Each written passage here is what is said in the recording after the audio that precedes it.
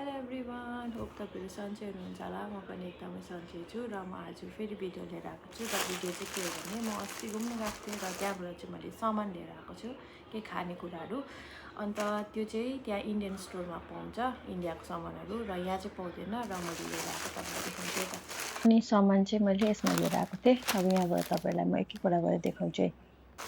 र यो चाहिँ छ कालो दाल, साइज पनि रहेछ, यादै गरेको थिइनँ।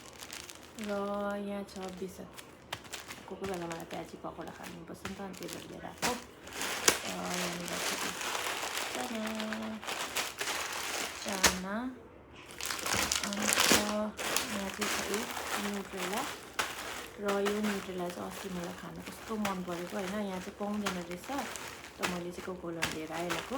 र यो न्युट्रेला चाहिँ पहिला घरमा आमाले पकाएर दिँदाखेरि चाहिँ तङ्गाउँदै फेरि न्युट्रेला बनाएर चाहिँ खाँदिनँ म भन्ने चाहिँ अहिले चाहिँ मलाई थाहा हुँदैछ न्युट्रेलाको किमत कसरी खोजिकन लिएर आएको मैले क्या। अन्त यो चाहिँ मटर, र यो मटर चाहिँ के भयो भने मैले चाहिँ त्यहाँ चाहिँ यस्तो भिड भइरहेको थियो। म चाहिँ 14 अगस्तमा गएको थिएँ नि त त्यहाँनिर, अन्त इन्डियन स्टोर पुरै भिड, अन्त चाहिँ फटाफट सामान टिप्दै थिएँ किनभने भिड पनि पुरा थियो। अन्त सामान सक्छ होला भनेर, अन्त सक्नु त सक्दैन तर पनि अब सक्छ होला भन्छ नि त अब त्यहाँ भिड भएकोले गर्दा। त मैले चाहिँ यो चाहिँ फटाफट उठाउँदै थिएँ, भरे चाहिँ मटर भनेर चाहिँ भट्टामास उठाएर चाहिँ लिएर आउँदै रहेछ घरमा। त्यहाँनिर चाहिँ राम्रो रहेछ त्यहाँ काउन्टरको मान्छे, त्यसले चाहिँ भन्यो ये न भट्टामास भनेन। अन्त चाहिँ मैले चाहिँ भने होइन मलाई भट्टामास चाहिएको होइन, मैले मटर भनेर लिएर आएको भनेर चाहिँ उनीहरूले एक्सचेन्ज गरिदियो। धन्न उनीहरूले नभनेको भए चाहिँ त्यो झन् यत्रो प्याकेट थियो अब न, त्यो लिएर आएको भए अब म के चाहिँ गर्थेँ थाहा छैन मलाई। त्यो भट्टामासको मलाई आउँदैन पनि के गर्ने, कसरी बनाउँछ भनेर, के गर्छ त्यो पनि थाहा छैन। धन्न उनीहरूले चाहिँ भनिदिएर चाहिँ मैले फेरि मटरै उठाएर लिएर आएको। अन्त यहाँ छ मुराई, कोही बेला झ्यालमुरी खानु मनपर्छ भनेर। अन्त यहाँ छ चानाको दाल, अन्त यो छ कालो तिल, यो चाहिँ कोही बेला आलुदमहरू खानु मनपर्छ भनेर लिएर आएको।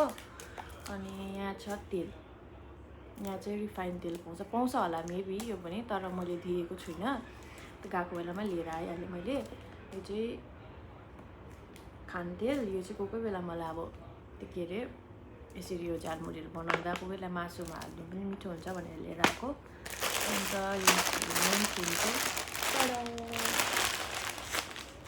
वाइ हो। अन्त यो चाहिँ झालमुरीको लागि लिएर आएको छु। फेरि यो चाहिँ मैले यो चाहिँ यहाँ पाउँछ, पाउँदैन होइन, यो पाउँछ तर यो चाहिँ अफरमा रहेछ त्यहाँनिर। सो यो 3टा चाहिँ अफरमा रहेछ र चाहिँ मैले उठाएर लिएर आएको।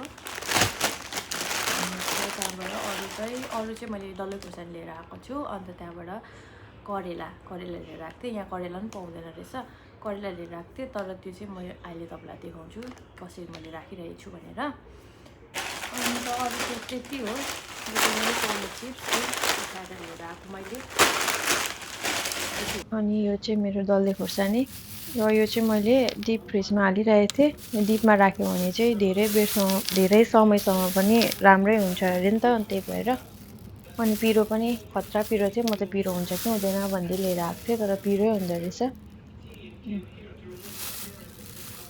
यहाँनिर चाहिँ मैले करेला सुकाइरहेको छु धोएर, अन्त लाम्चे खोर्सानी, र यिनीहरू चाहिँ यहाँनिर पाउँदैन भनेर चाहिँ मैले उताबाट लिएर आएको। अब यसलाई पनि म काटकुट गरेर डिपमा हालिराख्छु, यसरी राखेको छ भने चाहिँ अलिक समयसम्म राम्रै बस्छ भनेर।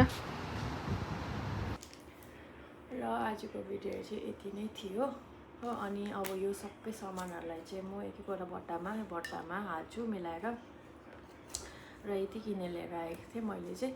र तपाईँहरूलाई भिडियो मन पऱ्यो भने लाइक गरिदिनुहोस्, कमेन्ट गरिदिनुहोस्। अब अर्को भिडियो फेरि हेरेर फेरि कहिले आउने छु, तबसम्मको लागि बाई।